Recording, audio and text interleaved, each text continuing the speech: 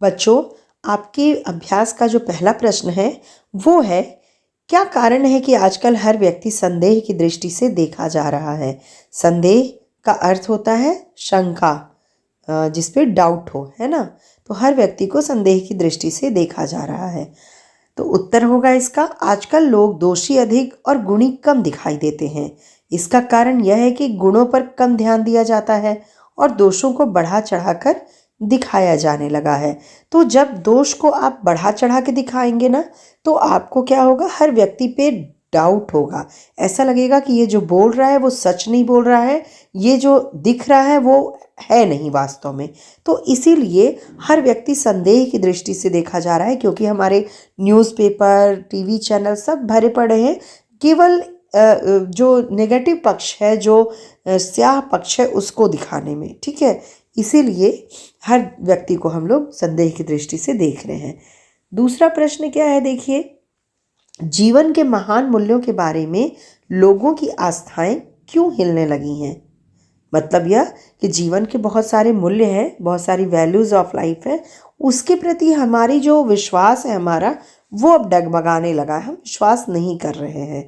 जैसे बोला जाता है चोरी मत करो, झूठ मत बोलो, लेकिन हमें लग रहा है अरे ऐसा कुछ नहीं है, झूठ बोलने से कुछ नहीं होता, बल्कि झूठे लोग ही आगे बढ़ रहे हैं। तो इसका उत्तर क्या आप देंगे। आजकल समाचार पत्रों में ठगी, डकैती, चोरी, तस्करी और भ्रष्टाचार के समाचार भरे रहते हैं।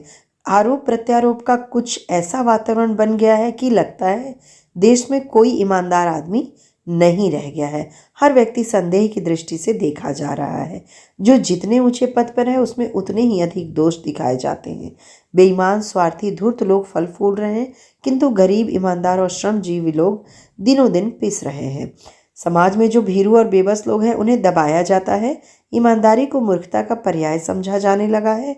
जीवन के महान नैतिक मूल्य व आदर्श का मजाक उड़ाया जा रहा है। इसलिए जीवन के महान मूल्यों के बारे में आज हमारी आस्था हिलने लगी है। ठीक है, तो ये आपका दूसरा क्वेश्चन का जो उत्तर है। इस तरह से आप वीडियो को पॉज करके लिख लेंगे अपनी कॉपी में। तीसरा जो क्वेश्चन है, किन घटनाओं के आधार पर लेखक को लगा कि मनुष्यता अभी समाप्त नहीं हुई है। ठीक है, तो लेखक का आपने अभी पूरा इनका लेख है, निबंध है, वो पढ़ा आपने, और उसमें क्या था, जब वो बस से जाते हैं और जो घटना होती है उसी के बाद उनको लगा कि मनुष्यता समाप्त नहीं हुई। तो उत्तर आप कैसे लिखेंगे। एक टिकट बाबू की ईमानदारी और एक बस कंडक्टर की कर्तव्य परायणता की घटनाओं के आधार पर लेखक को यह लगा कि मनुष्यता अभी समाप्त नहीं हुई है। बच्चों, उत्तर आप उतना बड़ा नहीं लिख सकते जो घटनाएं हुई थीं, लेकिन कौन सी घटना, तो एक टिकट बाबू जो कि 90 रुपये इन्होंने ज़्यादा दे दिए थे, वो लौटाने के लिए आए थे, और बस कंडक्टर जो कि बस खराब होने पे जाकर के उसने अड्डे से बस ले आया, ये दूसरा। तो बस कंडक्टर और टिकट बाबू की ईमानदारी और कर्तव्य परायणता की घटना ये उनको बताई कि मनुष्यता अभी भी समाप्त नहीं हुई है। इतना ही आप इसका उत्तर लिखेंगे।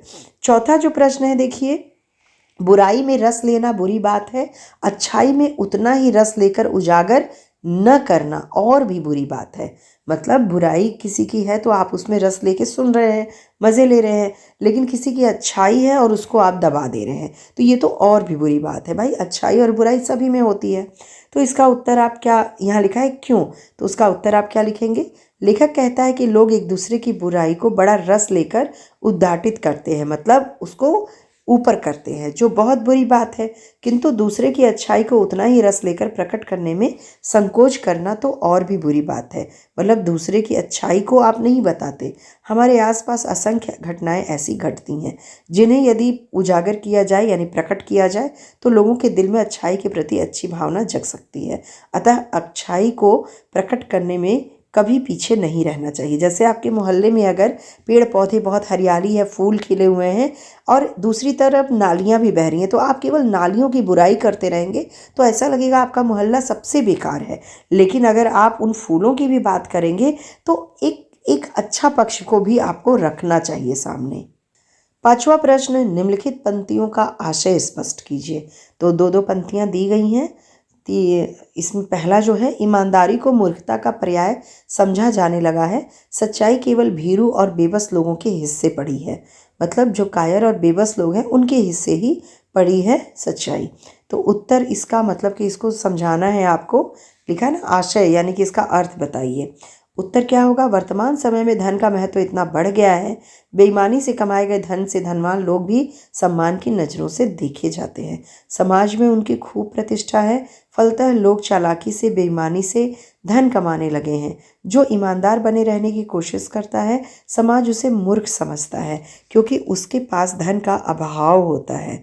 सच्चाई का पालन करने वाले वास्तव में बेबस लोग ही हैं, यानी जो गलत कार्य करने से डरते हैं या जिनके पास गलत तरीके से धन कमाने का कोई रास्ता नहीं है, वही सच्चे और ईमानदार बने हुए हैं।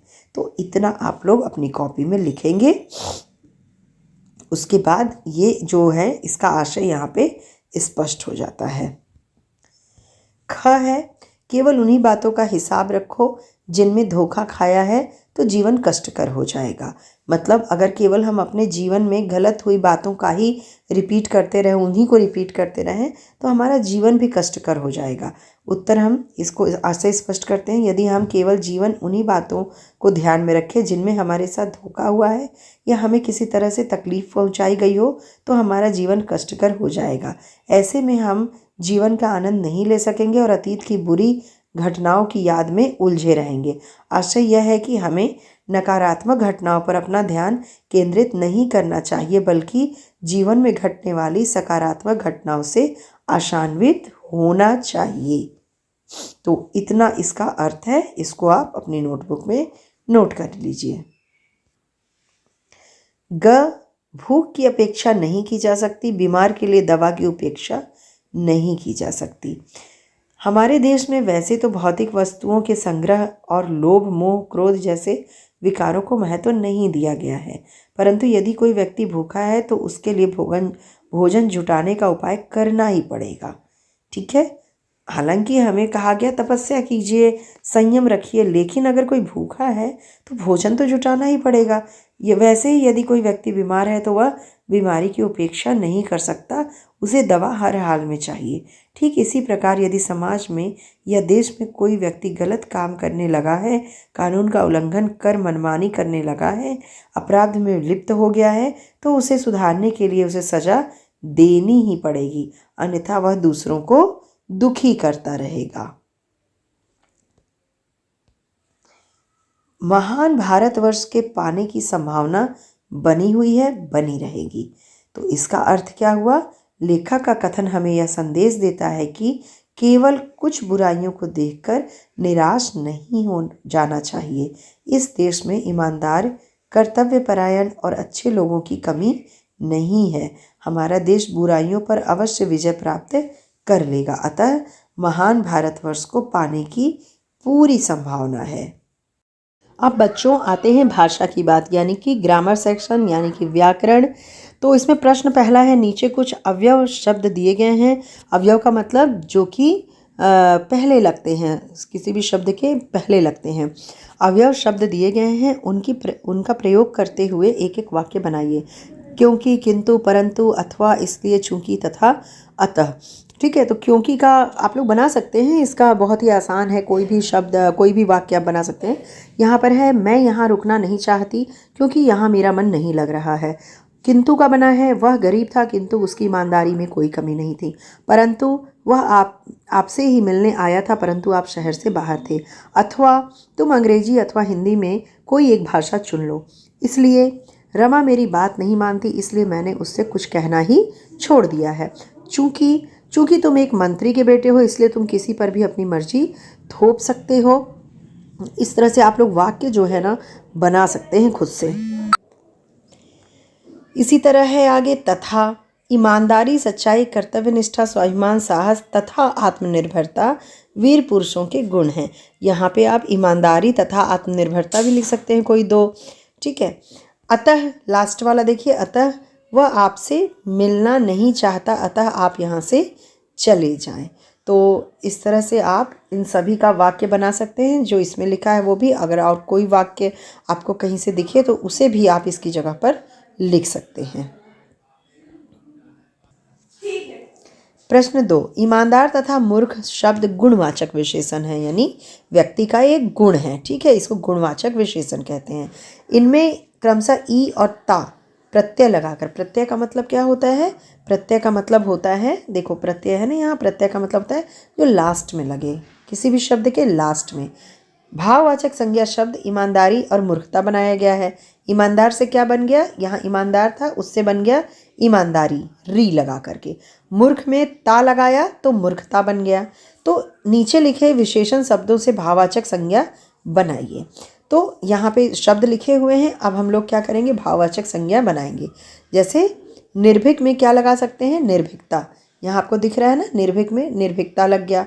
जिम्मेदार में जिम्मेदारी, कायर कायरता, अच्छा में अच्छाई, लघु में लघुता, बुरा में बुराई। तो इस तरह से लास्ट में हमने ई ता री इस तरह लगा करके क्या किया?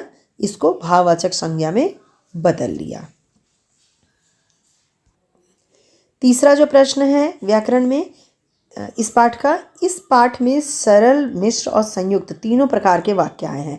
सरल का मतलब एक सेंटेंस का होता है, मिश्र का मतलब मिला हुआ, संयुक्त का मतलब भी कई सारे वाक्य जब मिले होते हैं।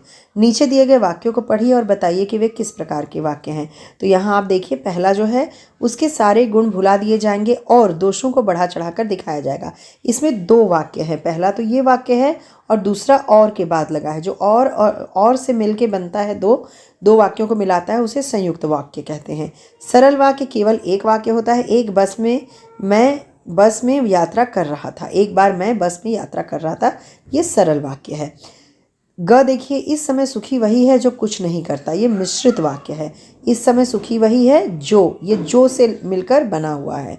ठीक, इसी तरह मिश्रित वाक्य क्या हो जाएगा? यह सही है कि इन दिनों कुछ ऐसा माहौल बना है कि से ईमानदारी से मेहनत करके जीविका चलाने वाले निरी भोले भाले श्रमजीवी पिस रहे। और मतलब यहाँ और भी है, की भी है, यानी कि मिश्रित वाक्य, संयुक्त वाक्य, सरल वाक्य सब हो तो ये मिश्रित वाक्य बन जाता है। ओके, तो इसे भी आप अपने भाषा के पोर्शन में लिख लेंगे।